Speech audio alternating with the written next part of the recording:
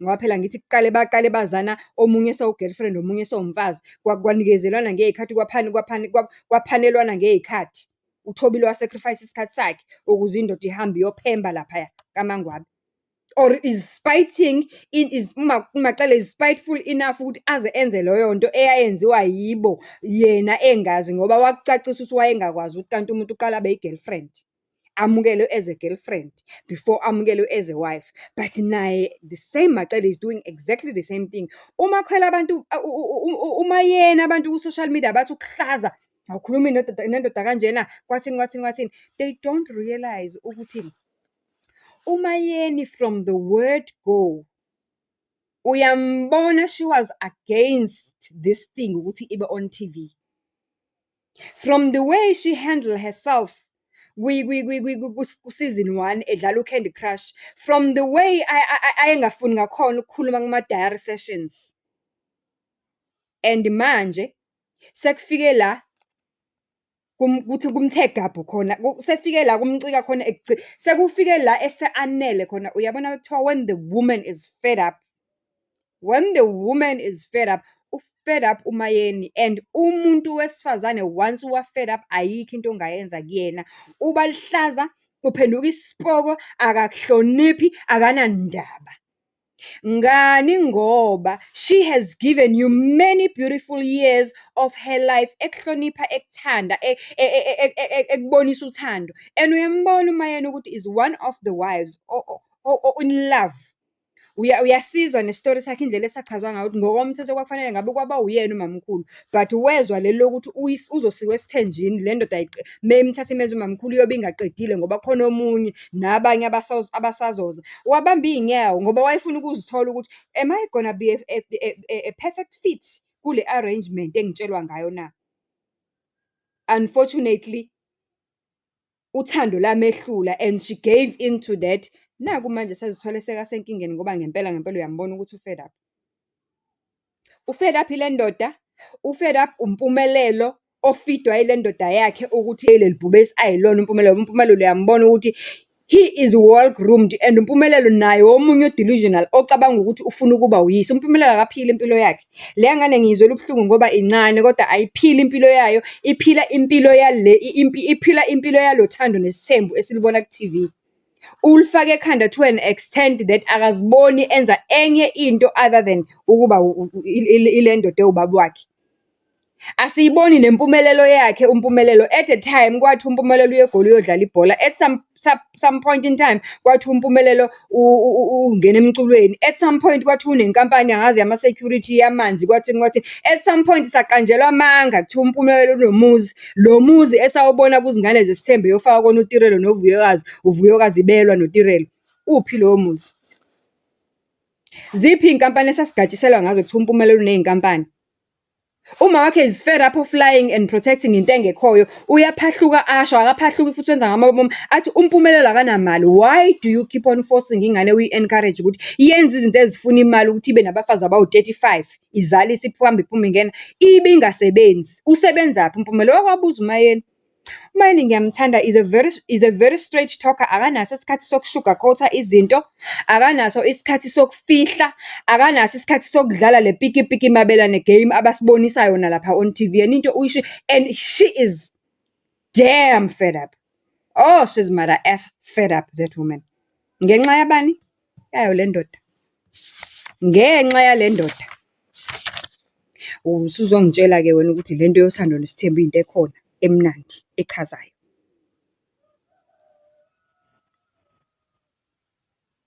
Hhayi-ke amanga ngale episode la kwakulotsholwa khona le ngane efikileyo, amanga kuleya episode ayasabeka-ke. Yonke la episode is something nje fabricated. Ngiyakhumbula kwaze kwavezwa ngisho ikhona leli qhage eli-green uyalibona leli qhage eli-green elibizwa ngogogo, kuthiwa mengabe kubonakala lona phakathi kwekhaya kusho ukuthi izinto zihamba kahle. Angilazi ukuthi iqhage lenkosi bali-kidnapper from which forest ukuze balithathe sizolibona linwabuzela laphaya, kube ngazi ukuthi ku-display into. Hey, thando nesithembu, thando nesithembu. Hhayi umusa udlalile ngabafazi babantu, udlalile ngabafazi babantu. Umuntu bese kuthiwa uwusozimali. athi mekagulelele esibhedlela ahluleke ukuzikhokhela ama-bills wakhe wasesibhedlela, iphi le mali? The same person mese evuka kuloko kugula, instead of appreciating the wives laba kade bemkhokhela lezi zumbulu zemali zase-private hospital, instead of ukuthi avuke a-appreciate, aspende isikhathi nefamily yakhe, simbone ebhonda nefamily yakhe, uvuka uyolobola omunye. Useyithathephi imali yokulobola leya ngane ebekade ihluleke ukuzikhokhela ibhili yasesibhedlela? Hayi bo, kudlaliwe ngathi kuthando nesithembu. Kudlaliwe ngathi kuthando nesithembu. Ngizwe ngandlebenge kuthiwa le ngane imithi again. Hhayi, yaze yazifakisisa kodwa oh, my heart breaks for uyebo baba, uMakhumalo Nkosi yami. And lapho uMakhumalo is such a hard-working person.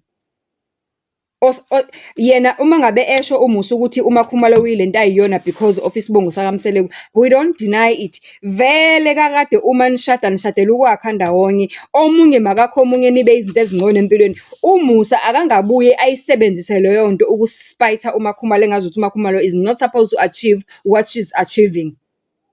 Ngoba uMakhumalo, if she was born to succeed, she was still going to achieve the things that she's achieving, even if she was not part of the Mselekus.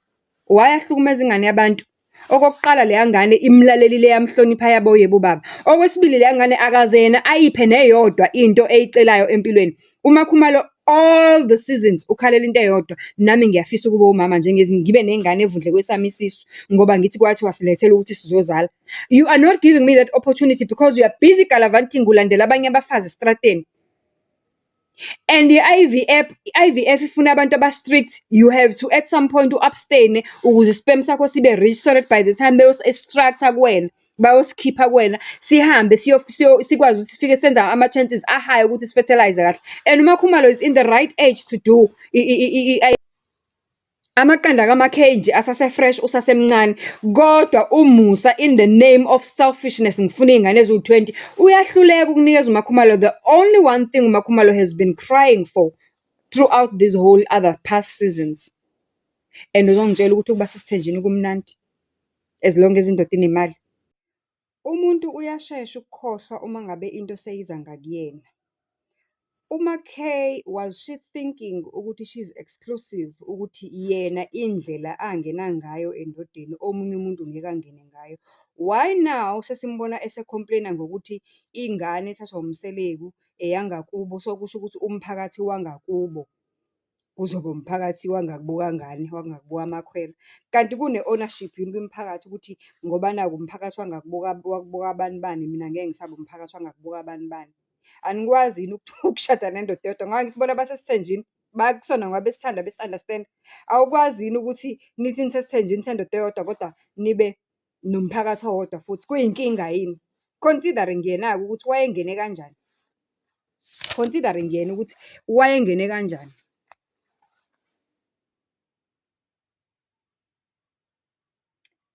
Bese kuzoba khona uMangwabe. uMangwabe is always threatening to leave. Is always threatening to leave ngoba uthi uMangwabe indoda yamthembisa ukuthi yena makangena kulesi sithembu is gonna be the last one.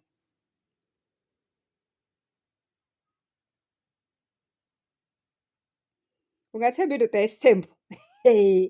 Le ndoda bayayiqala yini ukuyibona ukuthi inamanga? uMseleku unamanga.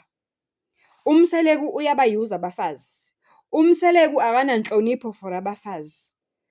Umbona ngendlela ahamba ephuma engena ngayo emzini yabantu kumnakwethu lapha ezogqugquzela amadoda ukuthi awabe nesithembu njengaye. Ekubeni kwasanawo uMseleku akasi-understand isithembu. Le nto ayenzayo yena into yokubukisa. Isithembu sesintu asihambi ngale ndlela asenza ngayo yena. Yena uMseleku weza ngengqondo yokuba nemali, nengqondo yokuthi ufuna iy'ngane eyi-20. uMseleku makafuna iy'ngane eziyi-20, why anga-adopt? Why anga-save i-sperm sakhe neqanda likaMakhe? Ngoba uMakhe it's been proven ukuthi unayo inzalo, akazali hhayi ngoba enenkinga yokuzala, unayo inzalo. Why bangathathi le nqwaba yamaqanda bayo-fertilize ama-twins lapha, bakhande izingane zibe ziningi?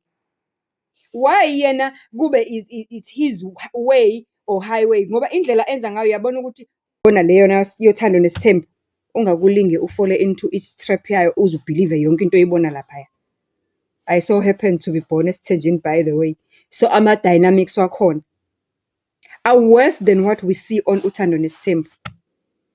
By the way, this is public opinion with Uzandile Mfeka. From me to you on this episode, love and peace. Let us continue to engage on the comment section down below. Do you approve of what Mrs. Mseleku is doing and how he treats his wife? Like artwork kwakhe angababoni noma ethatha ama-decisions wenza ayi-one noma enza izinto mayefuna uyena uzoyenza aqhubeke nabafazi sebekushilo ukuthi abekho happy ngendlela enza ngayo. Is that the right way of handling this whole thing? Let us engage on the comment section down below because ishubile. Kodwa my heartfelt pain goes to uMaKay. uMaKay ngisho kungathi uhambile. Ngingathi hayi girl, indoda ekuhlukumeza emotionally and into umuntu ayisho ngamagama ihlala kabuhlungu more than iska esipholayo umuntu uma ekuphakamisela isandla. Angisho ukuthi i-physical ingcono kune-emotional kodwa le ayenza uMaKay, shame. Shame. Noma ngahamba uMaKay. As for umayena uMangwabo kade wayecula ethi uyahamba akahambe ngoba naye this man is not serving them. Le ndoda is serving his own interest aziwa yiwona wodwa. So ukuhlala kwabo laphaya kuyabalimaza, kuyabagqilaza emphefumulweni. Every day there is always something le ndoda eyenzayo. Kufanele wena uhlale umelelele yona leyo into. Guys, ngiyabonga mina. Bye bye, Thando Nesithembu. Kule season elandelayo, I don't even think ukuthi I'll watch that nonsense.